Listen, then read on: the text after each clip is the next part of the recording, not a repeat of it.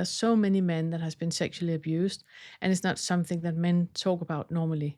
If that has happened to you, I would like for the first thing that you do is just to acknowledge towards yourself it happened.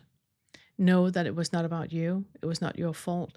It's not reflecting anything on you at all. You were just there. And seek help. You have not done anything wrong at all. That was a little bracket. But I have spoken with a lot of particularly women. And that doesn't mean that it's more women than men. It just means that is what I have spoken more to. That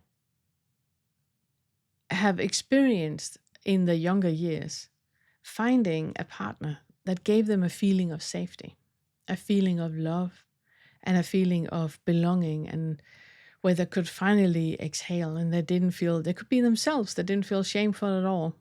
So they ran. Because that love felt like abuse. It was too complicated, too difficult to relate to. And then went into a relationship where everything was just pear-shaped. That happens so often. And it's because we are not aware in the moment that we are confusing abuse with love. And that we confuse abuse with love because we have that code in our body that is telling us that this is how it really is.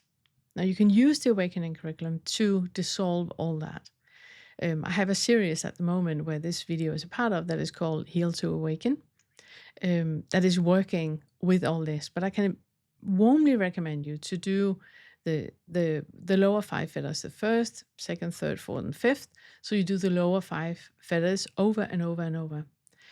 Connect with our community. We have an amazing Hive Mind community on Discord.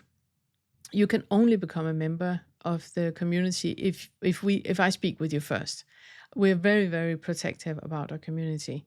So join one of our inquiry meetings. We have a monthly meeting where you can speak with Todd and I, and then we can give you access to the Discord community. And it's wonderful to have other people that are doing the curriculum, that are working with all this, that you can always turn to. There's always somebody who recognizes themselves in your story, and that you can seek help with.